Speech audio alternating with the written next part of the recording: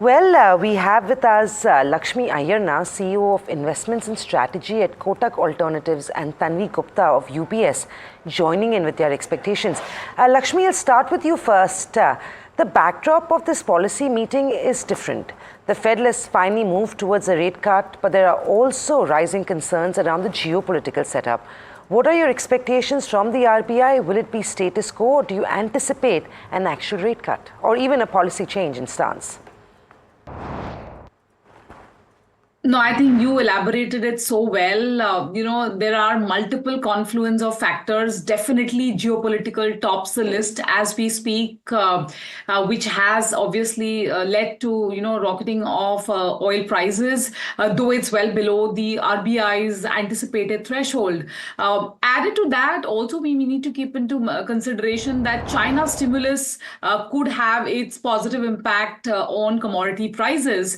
And of course, these are the two banes, if I were to say, and the boon definitely is the supersized rate cut that we saw in the US with an expectation of more to follow. So if you blend all this together into one jar, it does not, still give you the recipe of a rate cut in this policy, looks like for now.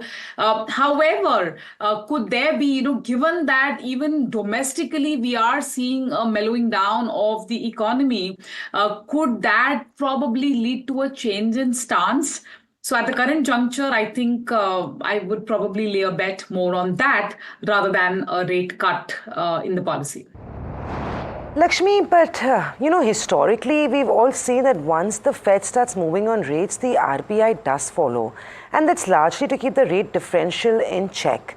Do you think this will weigh on the Governor Das's decision, or do you feel like we've come a long way from that and we could maybe wait it out a few months before we actually start worrying about the impact on rate differential? No, it could be. I'm not ruling that out, but at least, as I said, that would not be our base case assumption. Could this be a probable pivot towards that, rate action probably in December or more realistically in Feb? I think because, you would have then the US elections out of the way, you could have some more impact or, expectations of what more could China do to create stimulus, because our view is China is still not done with respect to stimulus. They need to do more to pump prime their sagging or ailing economy. So I think, not doing a rate action right now versus pushing it to a December or Feb would not materially distort the apple cart for India, but still they would have some more data points to reckon with.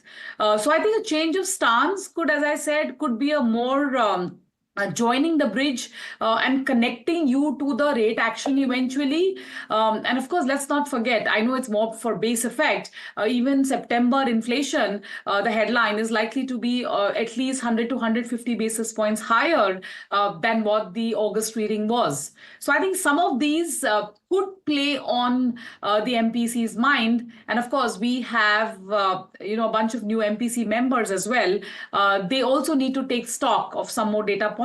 So I think that's where we are, veering towards. Well, Lakshmi, hang in. We also have Tanvi joining us to talk to us about what her expectations is from this policy. Tanvi, good morning. Thanks for joining in. Tanvi, what are you expecting? Do you expect this to be another policy meet, or rather the 10th consecutive meeting without a change in stance or rates? This one, of course, we ask because there are a bunch of new external members who've joined the team, and the likes of Saugata Bhattacharya have been very vocal about a rate cut that is required or is the need of the hour. Absolutely. So I think this policy, even if I look at what is happening on the macro front, we are seeing signs of softening. We have already seen leverage-led growth is also kind of fading down. Inflation, at least for the month of September, and the data which you will get on, next week post the monetary policy will show an uptick.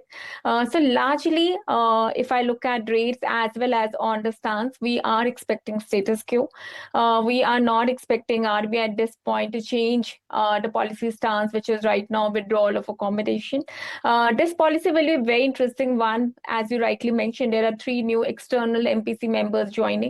If you remember, in the last three external MPC members, two were quite dovish and were voting for a rate cut. So it is very interesting to see how the new external MPC members, because the starting slate is going to be more towards neutral, is definitely going to set the space on how the monetary policy forward is going to shape up.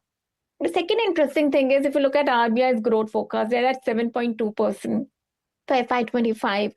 We are at 6.8%. Even in the economic survey, we have seen that the government was even mentioning that the growth could be closer to 6.5%, 7%. So clearly, RBI is slightly optimistic on the growth front.